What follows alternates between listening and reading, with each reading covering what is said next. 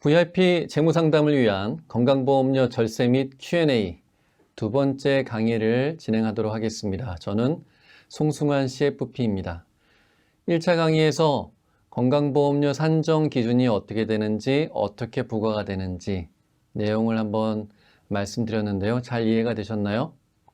자, 그렇게 한번 들어보셨다면 실제로 건강보험료는 얼마까지 부과가 될까? 궁금하지 않으신가요? 그리고 자, 이 건강보험료에 대한 내용들이 때로는 좀 딱딱하고 복잡할 수가 있어서 저는 이번 강의에서는 사례별로 Q&A로 접근하는 걸로 선택했습니다. 이해가 좀 도움이 좀 되실 거라고 생각되고요. 세 번째는 건강보험료에 대한 절세 방안이 어떤 게 있는지 차근차근 한번 안내해 드리겠습니다. 자, 기대효과는요. 건강보험이 부과되는 사례를 알아보고 절세 방안을 숙지하는 그것이 우리들의 목표가 되겠습니다. 자, 첫 번째입니다. 자, 직장 건강보험료의 최고 상한선은 있나요? 있다면 얼마일까요? 자, 어떤 분들은 200만 원 낸다는 분들도 있고 어떤 분들은 500만 원 낸다는 분들도 있어요. 500만 원 낸다면 소득으로만 낼까요? 다른 재산과 다른 일반적인 연봉 외에 또 소득이 있기 때문일까요? 또 어떤 분들은 월 1,000만 원 이상 낸다는 분들도 있으세요. 그것은 가능할까요? 그것을 이제 지금부터 하나씩 풀어드리겠습니다. 자, 1차적으로 직장 가입자의 경우입니다. 직장 가입자의 소득 보수월액 상한선은요. 9,962만 원입니다. 연봉 얼마인가요? 1억 12억 정도가 되겠네요. 월 급여 1억 정도 받는 고액 대기업 임원이라고 볼 수가 있겠죠. 자, 이분들에게 보험료는 얼마 정도가 나올까요? 자, 보수월에 9,962만 원에 6.67%에 50%, 3.335%라면 보험료가 얼마가 나옵니까? 332만 원 정도가 나옵니다. 자, 이게 다가 아니죠? 자, 이 보험료의 장기요양 보험료율 10.25%를 곱한 34만 원이 플러스가 돼서 자, 합계 금액 366만 원. 기본적인 연봉이 15억, 20억이 된다고 하더라도 이 366만 원 이상을 넘을 수는 없습니다. 자, 이게 직장인들이 낼 수 있는 최고의 보험료고요. 그러면 최저 상한선은 있을까요? 이 부분에 대해서는 한번 스토리가 하나 필요합니다. 여러분 송파 세모녀 사건 들어보셨어요? 한 60세 정도의 어머니가 계세요. 아버지는 안 계시고요. 그 가정에는 두 딸이 있습니다. 35세 된 큰딸은 당뇨와 고혈압 합병증으로 계속적으로 일은 하지 못하고 병원에서 치료를 받아야 되는 상황이에요. 둘째 딸 30세 정도는 만화지망생이고요. 그리고 적은 수입으로 일을 하고 있습니다. 이 가정의 주된 수입원은 어머니가 식당에서 일해서 벌어오는 수입이에요. 그런데 문제가 생겼습니다. 어머니가 식당에서 넘어지면서 더 이상 일을 할 수가 없었던 거예요. 자, 그렇기 때문에 이 가정의 수입은 둘째 딸의 적은 수입밖에 없었고 그 수입을 바탕으로 한 신용카드로 생활비를 쓰고 첫째 딸의 그리고 병원비도 지불하게 됐습니다. 이 가정에 또한 부과된 건강보험료는 얼마였냐면요. 5만 원이 조금 넘는 금액이었어요. 근데 적은 수입으로 생활비, 병원비를 쓰다 보니까 신용카드를 여러 가지 상환할 수가 없고 신용불량자가 돼서 결국은 건강보험도 낼 수가 없는 상황이었고요. 그러다 보니까 첫째 딸의 병원비가 건강보험료 혜택을 받지 못하여 급격하게 올라 결국은 생활도 하지 못하고 첫째 딸의 병원비를 내는 것은 꿈에도 생각할 수가 없는 그런 비참한 상황에 이르게 됐습니다. 그런 상황에서 이 세모녀가 선택한 것이 무엇이었나요? 가지고 있는 70만 원을 월세로 받아달라고 하는 유서를 남기고 세상을 떠나게 됐습니다. 이 사건은 한국 사회에 엄청난 반향을 일으켰습니다. 선진국으로 가는 대한민국이 맞느냐? 이런 복지국가에 이렇게 가난한 사람들에게 왜 5만 원 이상의 보험료를 부과하느냐? 굉장히 많은 질타와 비난이 있었고요. 이것을 바탕으로 2018년 7월 달 건강보험료가 개정이 되는 큰 모토가 됐습니다. 그렇게 해서 바뀐 최저 상한선은요, 18,600원입니다. 5만 원 좀 넘게 해서 한 3분의 1 수준으로 낮아지게 됐습니다. 자, 이게 다시 말씀드리면 첫째 시간에 얘기한 어떤 겁니까? 소득 재배분 효과. 자, 저소득자에게는 보험료는 낮아지고요. 고소득자에게는 보험료는 어떻게 됩니까? 더 높아집니다. 건강보험에 대한 재정은 계속적으로 부족한 상황으로 갈 것이기 때문에 보험료를 더 늘려야 되는데 그 늘릴 대상은 누구입니까? 더 많이 벌고 많이 가진 자산가, 우리 VIP가 그 대상이 될 수가 있어서 보험료의 인상은 계속적으로 이어질 거라고 보여집니다. 두 번째, 지역 건강보험료의 최고 상한선은 있나요? 직장 가입자하고 좀 다를까요? 자, 지역 가입자의 경우를 보면요. 직장 가입자하고 거의 동일합니다. 332만 원이고요. 장기요양보험료율 10.25%를 적용한 34만 원을 플러스한 금액이 얼마인가요? 366만 원. 직장 가입자와 지역 가입자의 균형을 맞추려고 하는 의지가 또 보이죠? 자, 여기에 대한 최저 상한선은 13,980원입니다. 적은 수입은 적게 내고 많은 수입은 많이 내라.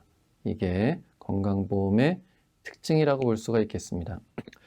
자, 세 번째 질문은 아주 중요한 내용인데요. 소득 없는 미성년 자녀에게 피부양자 어떻게 됩니까? 아빠가 낸 보험료로 혜택만 받는 피부양자의 자격을 유지하면서 배당을 주려면 얼마까지 가능한가요? 이 내용은 어떤 내용일까요? 법인 대표님이 100%의 지분을 가지고 있으세요. 회사는 3억 이상의 이익을 내고 있습니다. 대표님은 배당을 많이 받아도 배당소득세가 근로소득세에 합산되기 때문에 높게 나와서 배당을 많이 받을 수가 없어요.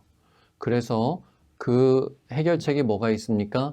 자녀한테 주식을 증여하시고 그 증여받은 주식을 자산으로 삼아서 자녀가 배당을 받는데, 자, 자녀가 얼마까지 받을 수가 있느냐? 얼마까지 받을 수가 있을까요? 꽤 많이 받을 수가 있습니다. 이거는 이제 배당에 대한 강의에서도 한번 언급을 할 수가 있는데요. 꽤 많이 받을 수가 있습니다. 그러면 많이 받는 게 좋은 것이냐? 그렇지 않을 수도 있습니다. 일정 수준 이상이 되면 피부양자의 자격이 없어질 수가 있기 때문입니다. 자, 그래서 직장 가입자라면요. 종합소득 과세표준이 3,400만 원 이하에 머물러야만 자녀에게 특별히 건강보험료가 또다시 재부과가 되지 않는 그런 기준선이 될 수가 있겠습니다. 그러면 예를 들어서요. 4천만 원의 배당을 받으면 어떻게 될까요? 3,400만 원보다는 많은 4천만 원이네요. 그러면 3,400만 원 넘는 600만 원에 대해서만 부과가 되느냐? 그렇지 않습니다. 4천만 원 전부에 대해서 부과가 되고요. 전부에 대해서 부과가 되고 보험료는 대략 얼마가 되냐면요. 한 24만 원 정도가 부과가 됩니다. 자, 배당 4천만 원 받으면요. 나이는 15세, 중학교 2학년 소득이 없습니다. 소득이 없는 자녀한테 4천만 원 정도의 배당을 지급하게 되면 보험료는 월 24만 원 정도, 연간 2,700만 원 정도가 나옵니다. 생각보다 굉장히 고비용이라고 생각할 수가 있겠죠. 그렇기 때문에 배당을 지급하더라도 이 건강보험료가 지급되는 선인지 아닌지를 체크하면서 지급할 필요가 있겠습니다. 그러면 피부양자로 유지가 되는 조건이 무엇이 있을까요? 자, 지금은 15세에 자녀를 뒀지만 은퇴한 부모님이 피부양자로도 유지가 될 수가 있겠죠. 피부양자로도 유지가 될 수 있는 조건은 뭐가 있냐면요. 부동산을 보유했을 때는요. 공시지가 5억 4천. 여기서는 뭐 토지를 기준으로 한번 본다면요. 한 50% 유리로 가면 시가 한 11억 정도라고 생각하시면 되겠습니다. 11억 정도의 부동산을 가지고 있는 분이라면 유지가 가능합니다. 근데 5억 4천 초과 9억 이하의 부동산을 가지고 있는 분이라면요. 연간 소득은요. 1,000만 원이 넘으시면 안 돼요. 1,000만 원 이하로 되어야지만 피부양자, 특별히 건강보험 혜택은 받으면서도 보험료를 낼 필요가 없는 피부양자 자격을 유지할 수가 있습니다. 그럼 여기에서 뭐가 하나가 더 있나요? 공시지가 9억이 넘어가면 자동적으로 피부양자 자격이 박탈되게 됩니다. 네 번째는요. 저는 직장 가입자입니다. 자, 시가 6억 정도의 부동산을 보유하고 있고요. 월 250만 원 정도 연금을 수령하시는 부모님을 피부양자로 등재가 가능한가요? 이렇게 보는 것이죠. 시가 6억 정도의 부동산이라면 공시지가는 한 3억에서 한 4억 정도 볼 수가 있고요. 자, 이것은 어떻게 됩니까? 5억 4천 이하이기 때문에 5억 4천 이하이기 때문에 일단 가능하고요. 두 번째, 자, 250만 원의 연금을 수령하고 있다는 것은 자, 기본적인 소득이 얼마 이하여야지만 피부양자가 유지될 수 있습니까? 연간 3,400만 원 이하여야 유지가 될 수 있습니다. 자, 그래서 250만 원을 받고 있다라면 피부양자로 유지가 될 수 있고요. 월 300만 원 정도를 받는 공적연금을 받는 부모님이라면 유지가 될 수 있을까요? 안 됩니다. 피부양자 박탈이 되고 부모님은 지역가입자로 전환이 될 것입니다.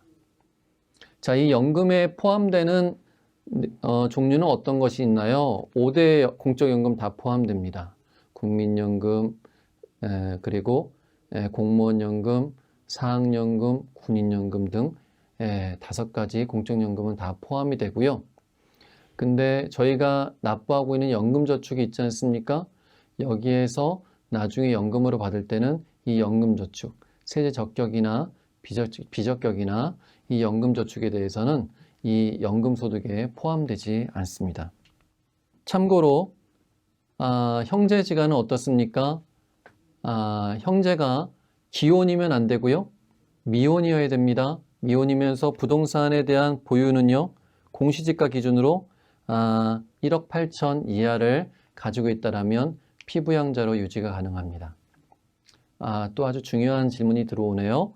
개인 사업을 운영하는 사장이라면 직장 가입자인가요? 지역 가입자인가요? 일단 사업을 하기 때문에 지역 가입자라고 생각할 수가 있겠죠. 자, 하지만 직원 유무에 따라서 다릅니다.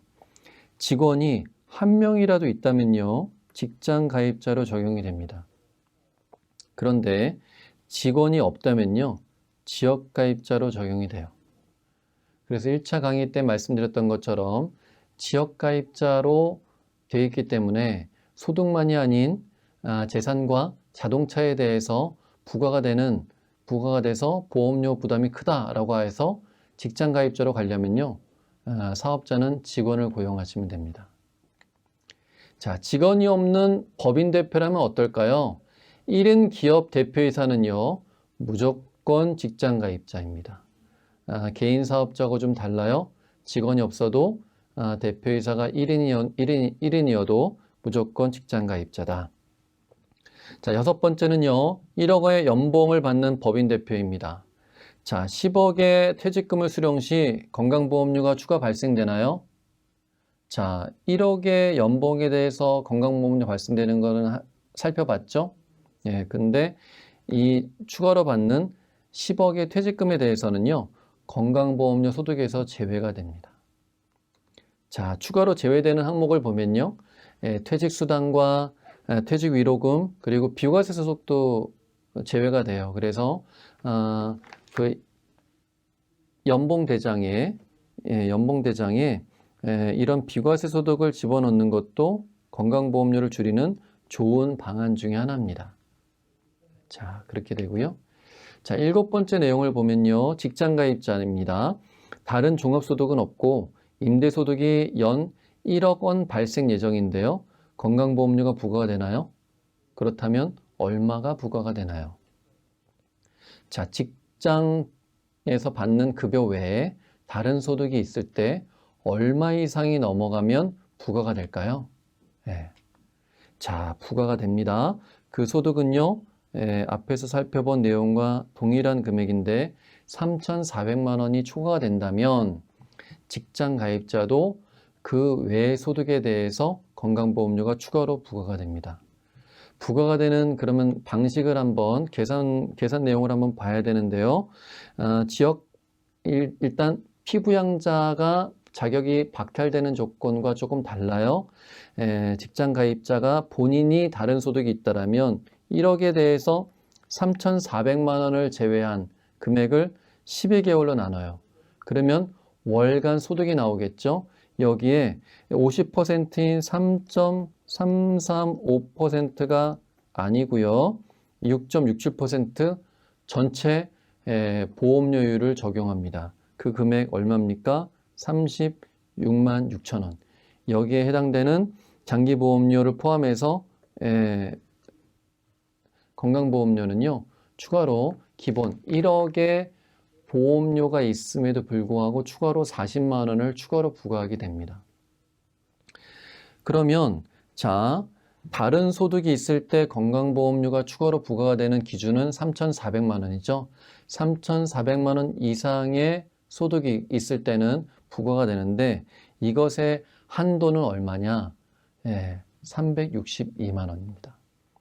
그래서 앞에서 말씀드렸던 366만 원과 362만 원을 더하면 1,000만 원이 넘지 않죠.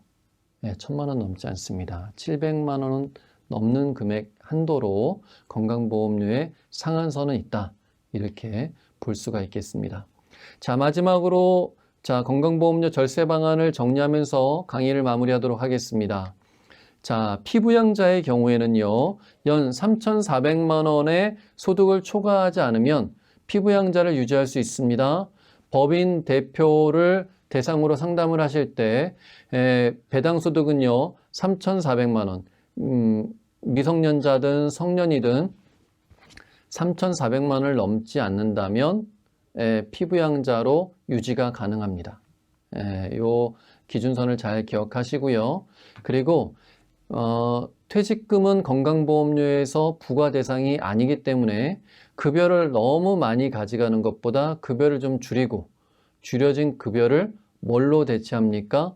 미래의 퇴직금으로 대체한다면 현재의 줄어든 소득으로 건강보험료가 줄어들게 되고요.